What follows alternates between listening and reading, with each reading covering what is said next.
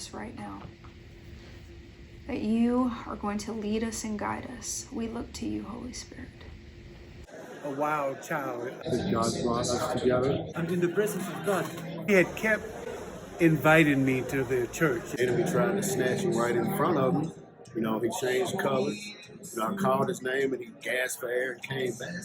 Healing is contagious. Yes. Good health is contagious. Yeah. Made the appeals for salvation. Our wedding day was nothing short of a disaster. I began to speak, man. I mean, the Holy Ghost just came on me. Your family's like a mosaic. Yeah, that's good. That's cool. I see a vision inside of me. And just as I went to go, it's hard to describe, but I heard a voice say, wait. He shared the gospel with me, and it was powerful.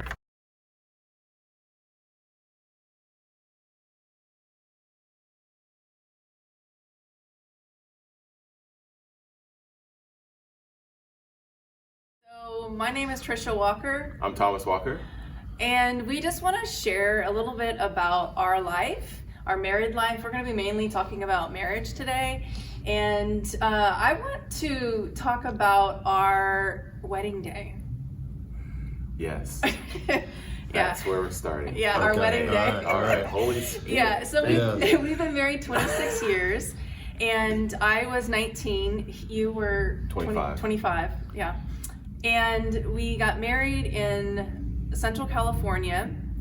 You want to talk a little bit about just that? Well, I'm just going to first say Jesus was definitely there keeping things together, because our wedding day was nothing short of a disaster.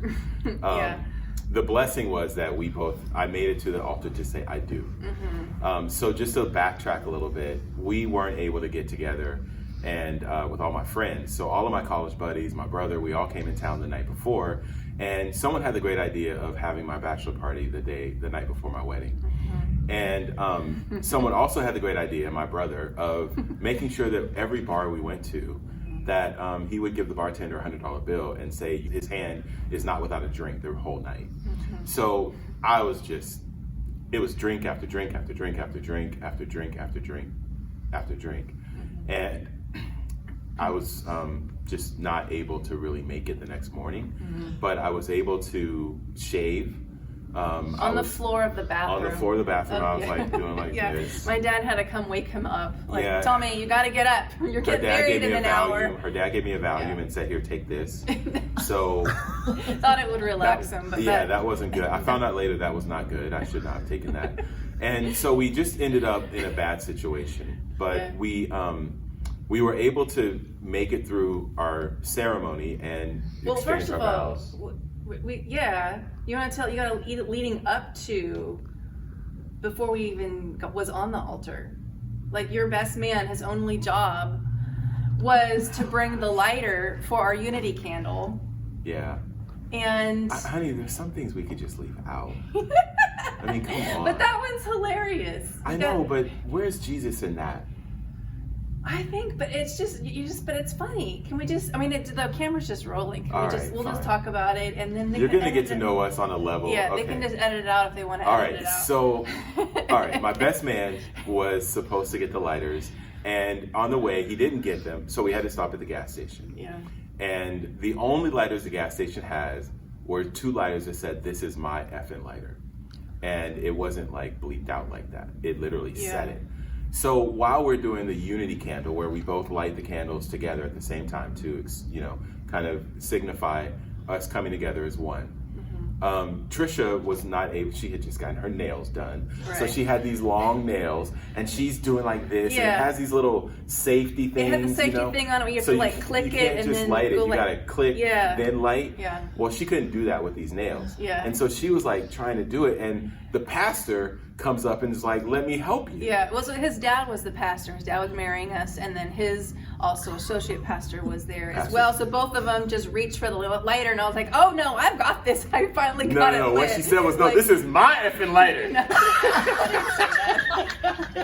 I didn't say that. Yeah, you did in the spirit. You did. Okay. So anyway, on that next click, it lit, and we were able to do the unity candle.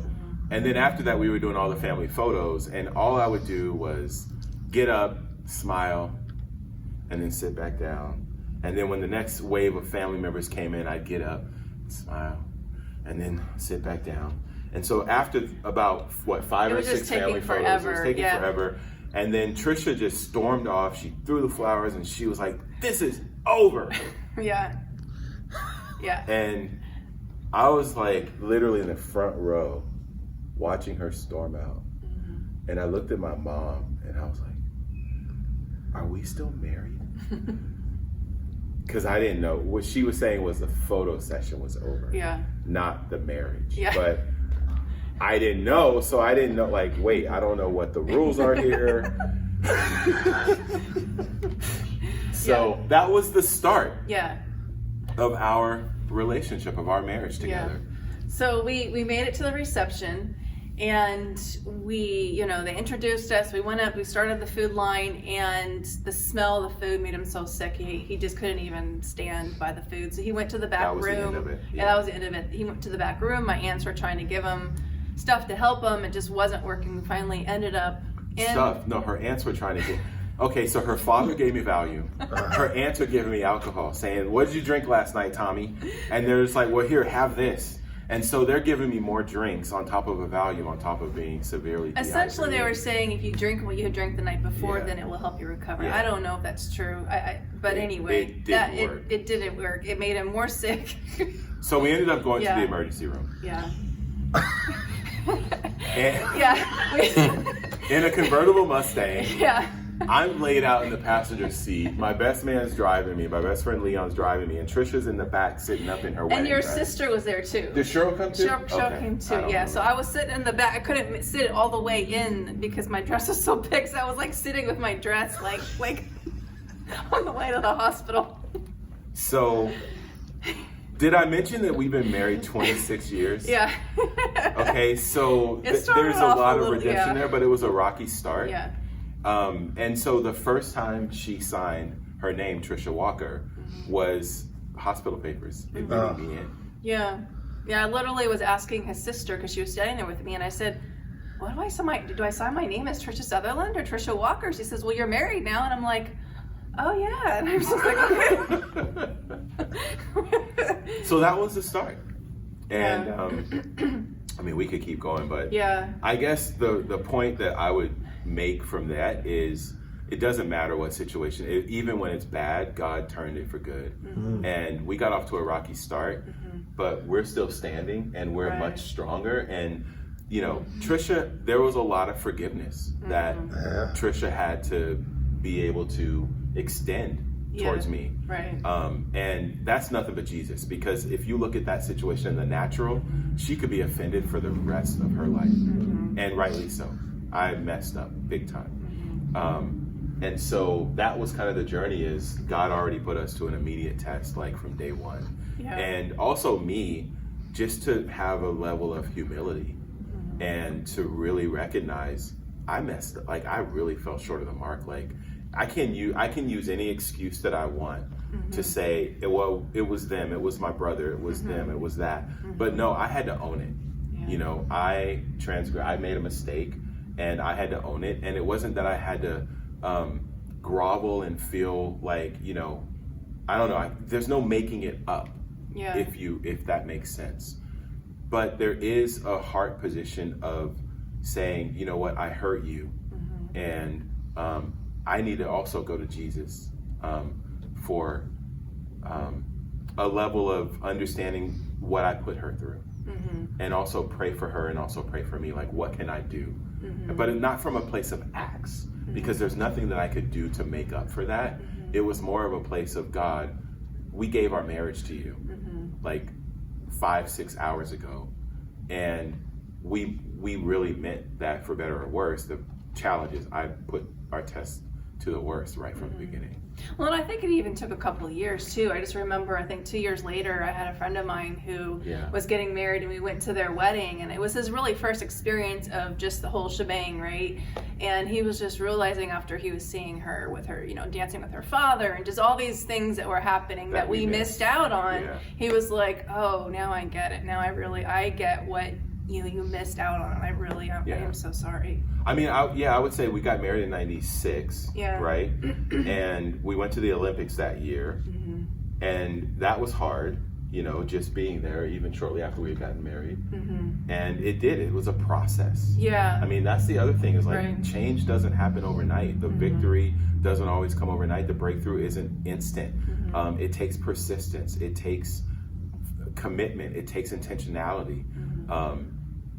So yeah, I mean that was something that I think we learned very early on. I'd say probably the first 5 years of our marriage for us to really get through that. Yeah. Yeah, absolutely.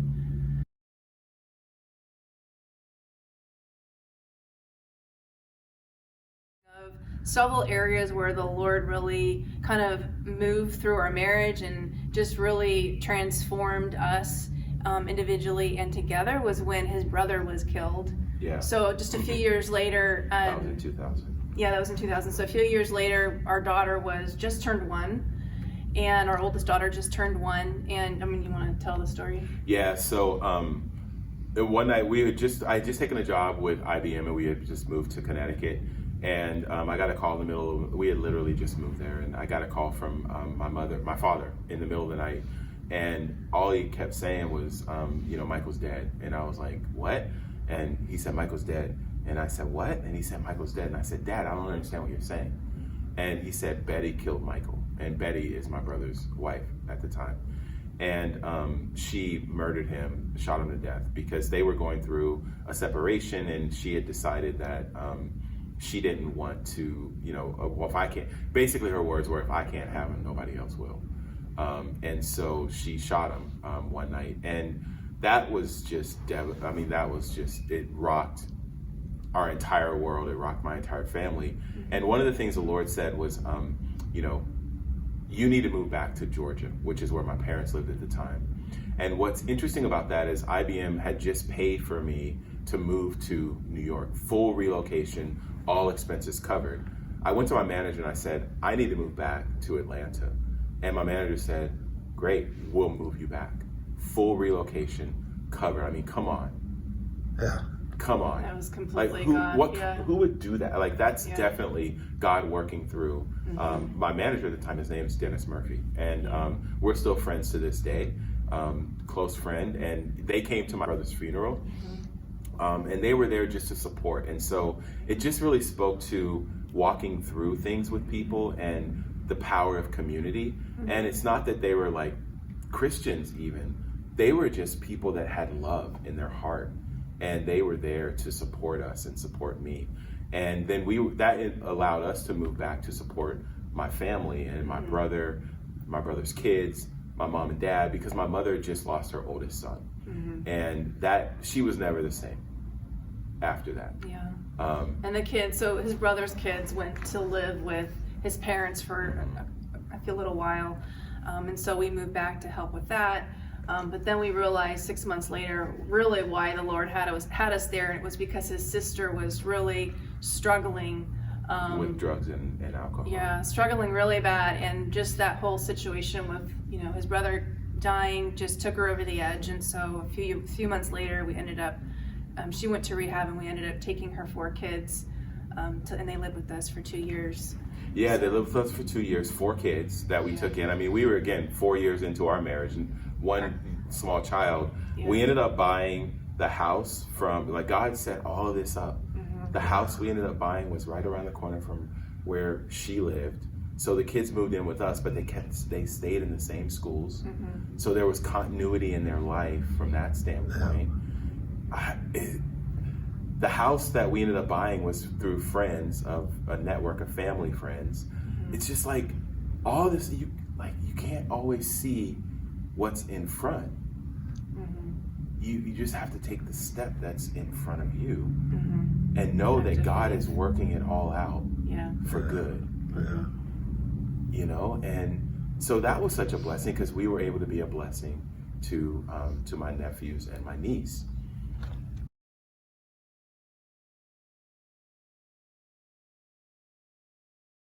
It was one of the hardest things I had to do. There was a lot of warring and just division. As you can imagine, that situation would divide. Oh, yeah. And God just told me that it needed to stop. And so I called Betty one night and I said, I declare this ends and I love you.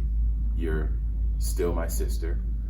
You're still my brother's wife. You're still the mother of my nephew and my niece. And I can't get into what led to the circumstances. I wasn't there, I don't know. It's easy to take sides, but at the end of the day, we got to move forward and we've got to heal from this very bad situation. And that really set the tone, and it made a difference because the judge decided that my brother's kids needed to move back to California. And I believe that was significant because it left open a communication channel between her siblings and our family, because we still got to see them every summer. I mean, it was really devastating. We wanted to raise my brother's kids, but the judge decided that California was where they should be. That's where they had already been growing up. And so, you know, it was hard. It was hard to see them go back into a situation where it's like, but wait, like, we're getting them out of that environment, you know? But God blessed it. God redeemed it. And, you know, we still have a relationship now. And we still talk to her side of the family. I'm not going to act like we're best friends or anything like that. But, you know, there's still love there. And you have to see a bigger picture beyond the circumstance. That's good. Yeah. I mean, one thing you did say also is you said, I forgive you. And so I think that's I think the biggest thing that we've learned that I would say is probably top in allowing us to stay together is just forgiveness. Because when we don't forgive each other or when we don't forgive other people, it just causes bitterness in our hearts. And the more that bitterness or the resentment or the offense builds, it just, like, how can God work? How can he have a relationship with you if there's that bitterness there, right? Like Jesus died for us. He loved us so much that he died for us. You know, that God forgives us, and he gave us his son because he loves us and he forgives us. And so how can we, like, not do the same? You know, how can we not forgive other people? Yeah. And so that's, I think, one of the biggest, I would say the biggest things that's helped us is just to quickly forgive. And I think forgiveness is not acceptance of a condition or an environment. And you've modeled that really well over the course of our marriage. You know, the whole season that you walk through around creating healthy boundaries. And the fact that, hey, I can forgive you, but it doesn't mean that I give you permission to treat me a certain way or do certain things to me. And so distinguishing between forgiving someone and allowing someone are two very different things. And so, you know, we're called to a higher standard and to a level of excellence in this life. And so we can forgive, but it doesn't mean we have to allow that person to continue to hurt us or abuse us or take advantage of us. And so that's one of the things that I think you really showed in our relationship about how to set healthy boundaries.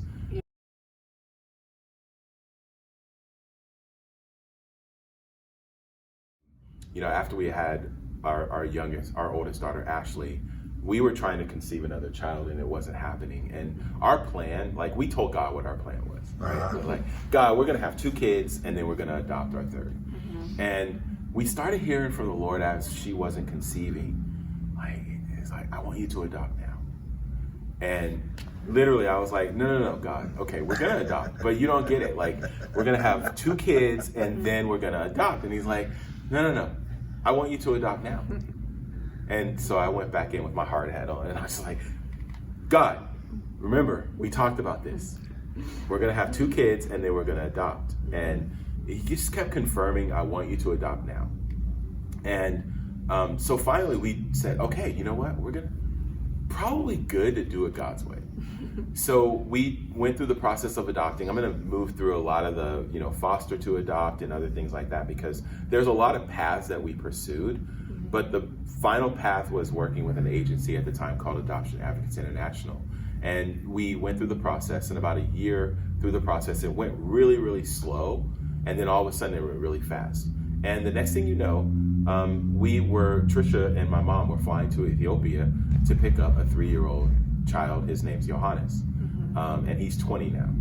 And once we went and we got him and we brought him back, and his name's John. Johannes means John, which is gift from God. And so he was literally the first child the agency presented to us.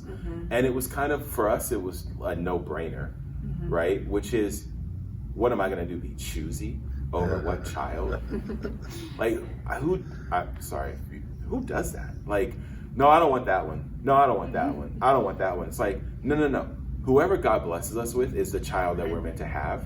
And it just so happened that the first child came is Johannes' gift from God. That's awesome. Just amazing. Yeah. And as soon as we brought him home, he came home in February. And what was it, May? You got pregnant. Yeah. 3 months later. Yeah. So there's something there about obedience, even though you may not see what's on the other side. It's just like that simple act of obedience and just doing it his way.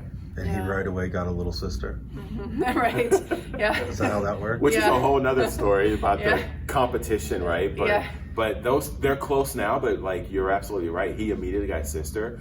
But having him come through like as an adopted child and going through the process of acclimating him to his new culture, his new way of life, and bringing in a new one at the same time when the whole bonding and all that hasn't fully happened yet, that created a challenge in our household. Yeah.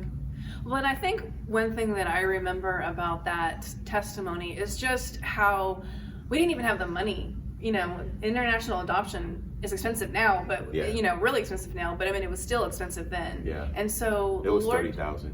The Lord just said, just start with what you have. So there was the beginning amount, the application, just the first amount. He was like, well, just start with that. And so we just, as an act of obedience and faith, we started with that, and then the Lord just supplied all the rest. Well, and not only did the Lord supply the rest, but also we found out that my company had an adoption benefit. Oh, wow. So half of the cost was actually covered by my company at the time. That's so awesome. Because they were like, that was part of their, benefit package, was they were encouraging, their employees to actually participate in adopting and taking care of children that needed homes. So that was even a blessing, and so we're only 9 years into our marriage in this story so far. Yeah. Go ahead. How did you find out that your company had the adoption benefit package? When we were going through, I think we might have heard from someone else. And so it's like, hey, maybe see if your company does it. And wow. I ended up looking into it, and it's like, oh my gosh, adoption assistance program. Wow, what's this? I'm like, wait, is this real? Like, this can't be. Wait, you look at the number and you're just like, wait, what? They're willing to contribute up to this? Yeah, that's huge. Yeah. So that was, just another like God making a way, like making it possible. Yeah.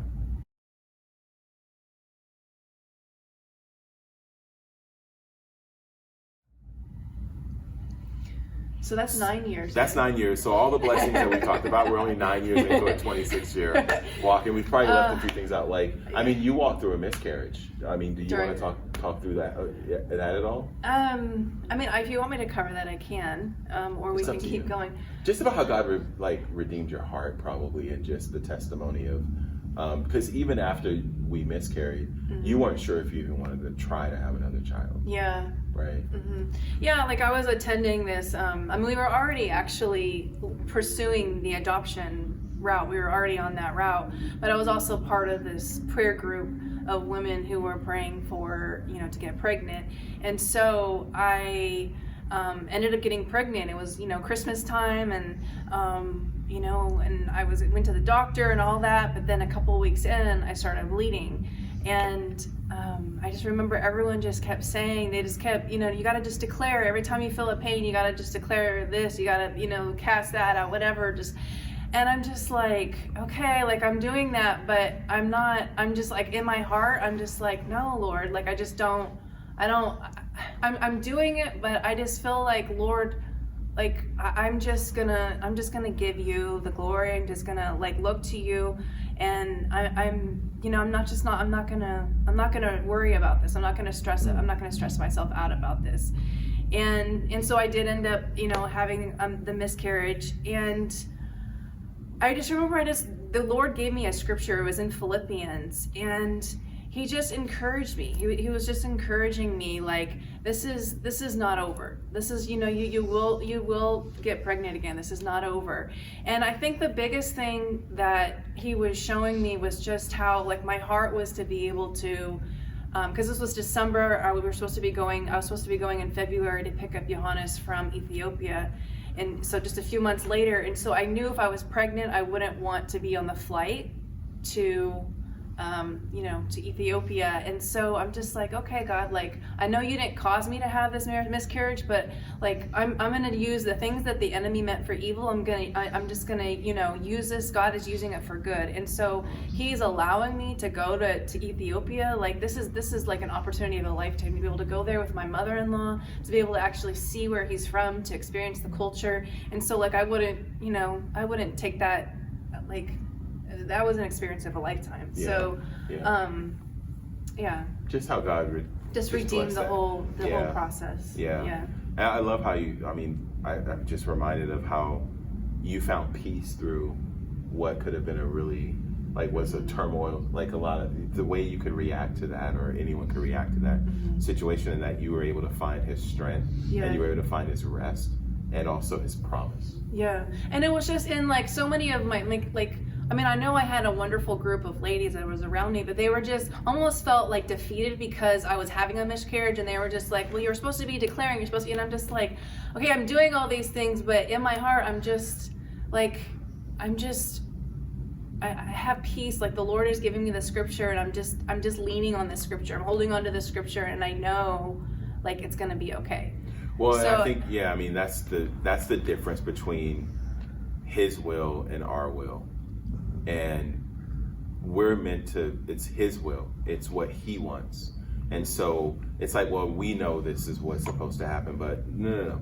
Pray whatever God's will is to happen. And that's what I want to happen in my life.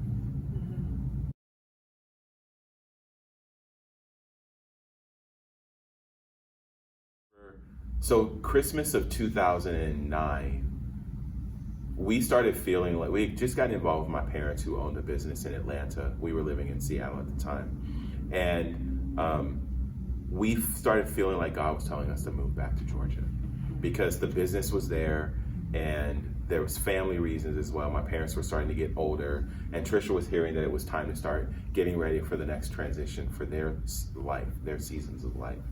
And so I was like, okay, well, that's what we're doing. So I went into work. Well, we fasted and prayed. Oh yeah, okay, we did do that. Yeah, we did seek. It wasn't like we woke up in the morning. It's like, what do you want to do? Go back to Georgia? Okay. Like, no, we sought the Lord. Yeah, we fasted and prayed, but we knew this was it, and so it was a faith step, right? And we didn't see everything. So I went literally the Monday after the New Year. I went back and I met with my manager at Microsoft, where I was working at the time. And I said, he's like, how was your holiday? And I was like, it was great. And he was like, well, how was yours? And I was like, it's good, but I got some news. And he was like, what? And I said, we're moving back to Georgia. And he was like, and I said, I know what that means, because at the time, Microsoft was very Seattle based. And so to work there, a lot of the employees in my kind of job, you live there. So now I'm telling him I'm moving to Atlanta, which means I'm probably not going to have a job in Atlanta. I don't know what my job is going to be in Atlanta, but I know God's telling us to move.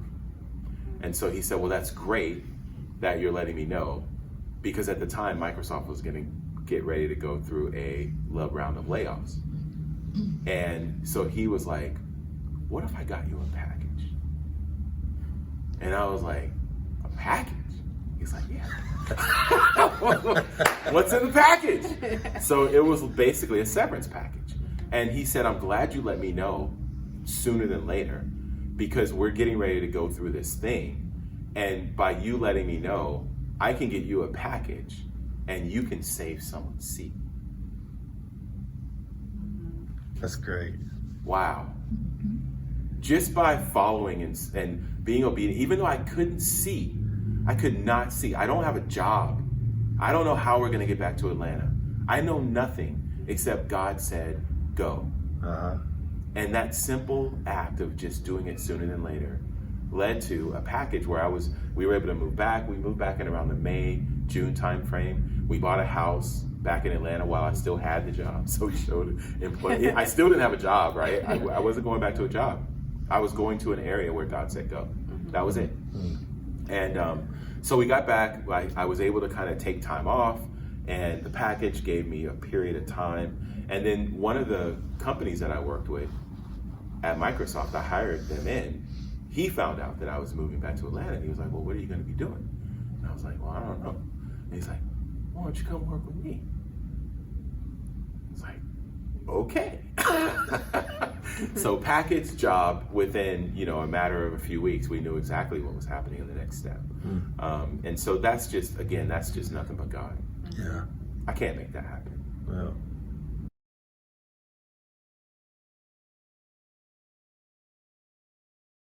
Yeah, so like I said, we moved back to Atlanta and for family and to help his parents, but in particular it was with their business. And so they owned a bowling center, and they were getting older and they couldn't really run it full time like they were before. And so we moved there. I ran the business, and we were looking at the finances, and we decided to buy them out. But we did it in a way, we wanted to make sure they were okay, because essentially, his dad put all of his retirement into buying this business. Everything. Their house, 401k. Yeah, he just dumped all of his money into it, and then he mortgaged his house and put that into the business too. And so, he essentially, in the business, it just needed more. It just needed more investment. It just needed so much more to really start turning a profit and to be able to get his money back out of it. And so our heart was to really ensure that he had income for the next however many years, until he could no longer work, but then also get back the money that they had put into it. And so we decided to buy the business from them, but we bought it for way more than what it was worth. We bought it at a price. But we did the math on, okay, if we buy it at this point, that will allow us to, and with a monthly pay, we gave them a monthly salary, and just made sure that basically we found a way to make sure that they got their money back. Through the years. And the other thing that you might have been good to mention is that my dad called before we moved back, and he asked for some money because he was running low. And so we said, sure. So we ended up taking out a second line of credit on our house, and we gave him the money. He said, I'll pay you back in August, right? It was like May. I'll pay you back in August. It'll be short-term loan. Well, August came, and then we found out, well, first of all, the money didn't come back. But then we found out that he was even further behind in his rent, and certain bills weren't getting paid. And he was robbed, as my dad used to always say, I'm robbing Peter to pay Paul. and that's, by the way, that's not a good mindset. Don't rob anybody. But don't, just the idea of, I'm going to put some money over here, I'm going to borrow from you, and I'm going to borrow from you, and I'm going to borrow from you, and I'm going to borrow from you, and then I'll slowly start deciding who I pay back along the way. And what you end up with is a whole bunch of debt. And that happened to my dad. But we took a step. I mean, we had the means to get the resources, but we didn't ask God if that's what he wanted to do. We did it on our own. And so that kind of started the journey. You didn't fast and pray. We did not fast and pray on that one. No. Exactly. I think exactly sometimes, so. I think that's a learning lesson. Is sometimes, family situations, emotional situations, can cause you to make decisions in the flesh that it's like, you don't see any way out, but it's I don't want this pain, and I don't want it's this. It's my dad. I have to help him. He needs my help. And so we did that. And so then finally, living from Seattle, that was the real domino. It was like, God was like, you can't do what I need you to do in that business from Seattle. you just can't. Yeah. It's like, okay, well, we're going. And we've already talked about how that worked out. Yeah. So fast forward, so, you know, so essentially we bought the business from them in 2010. 2011, we looked at everything. We looked at our personal finances, the business finance, and we realized, oh, wow, okay, we were like way over $700,000 in debt.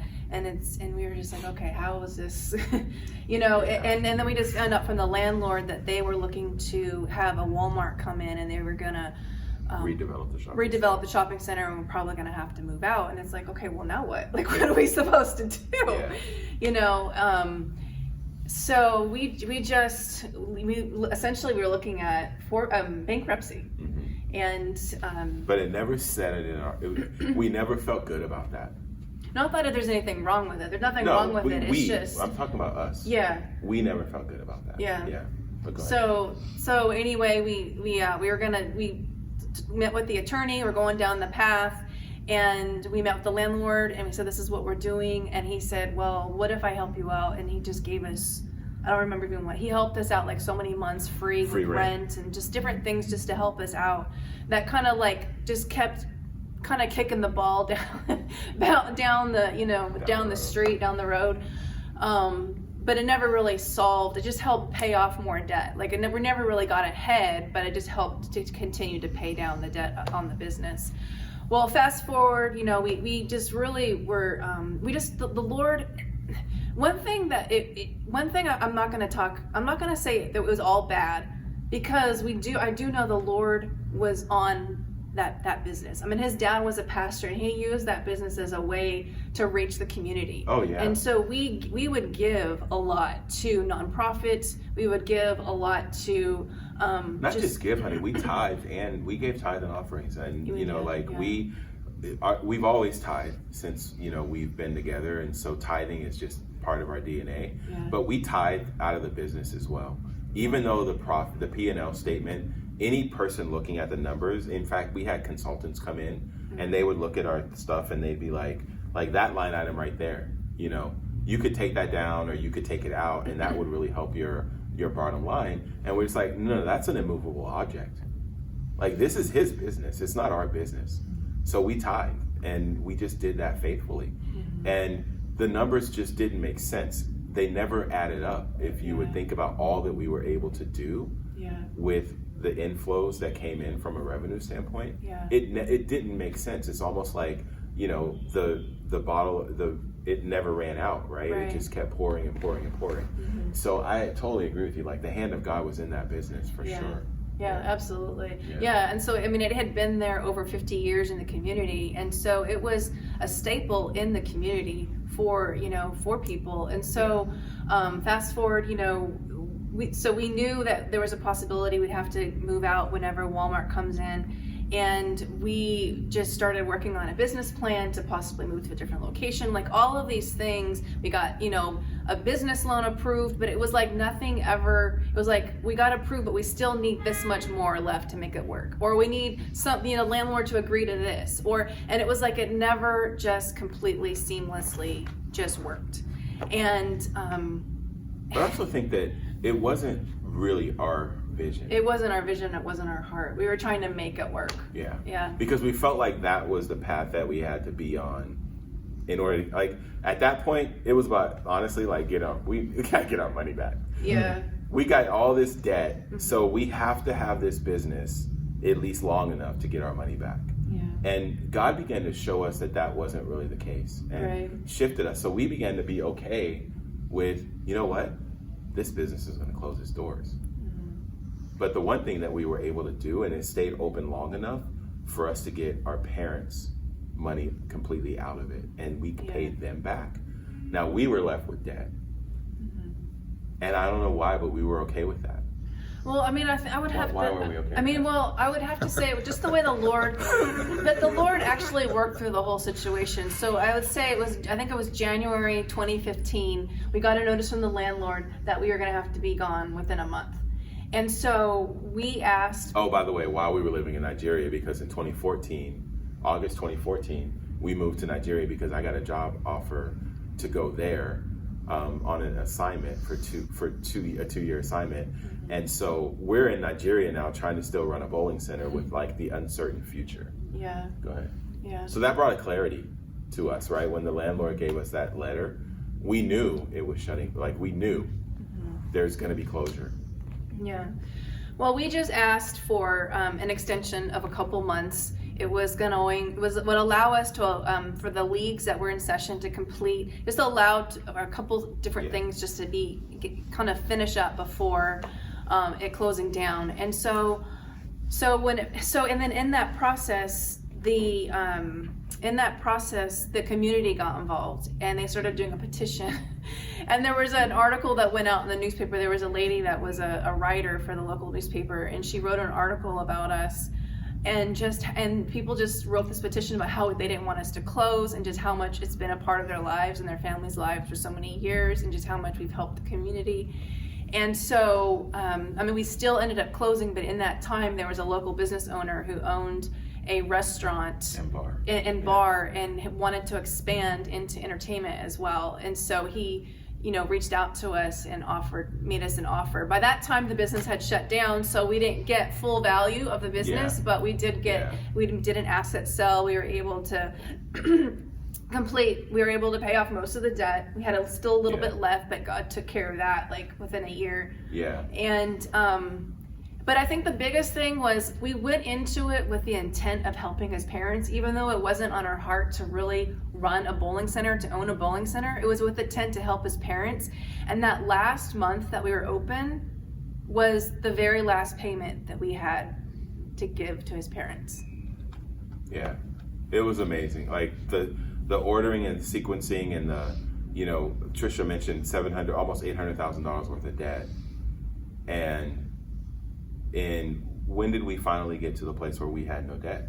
I think it was 2019 maybe. Yeah. Somewhere around there. Yeah. So God he took that situation, even though the start of it, we didn't start with him, he's always there. And we pressed into him, and then we couldn't see how the plan was going to unfold. But in the span of, 8-9 years, we went from almost $800,000 in debt to zero, with my parents being fine, and us being, back on track and out of a business that really wasn't on our heart. It wasn't ours to carry. We carried it for the season that we were meant to.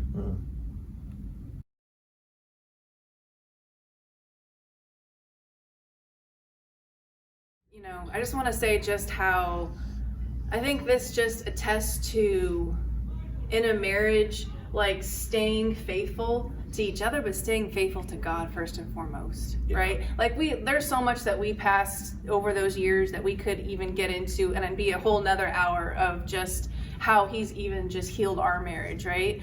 But that's what I'm saying is, like we always kept God number one. Like we always, no matter what was happening with us, no matter what was happening in our life, like our relationship with Christ was first and foremost important. Always.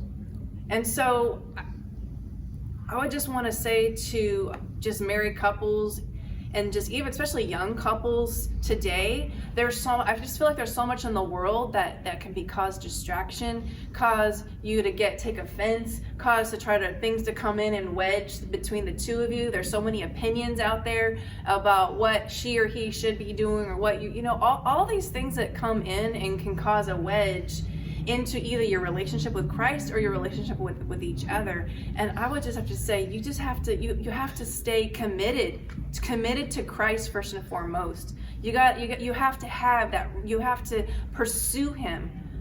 You have to pursue him with all your heart.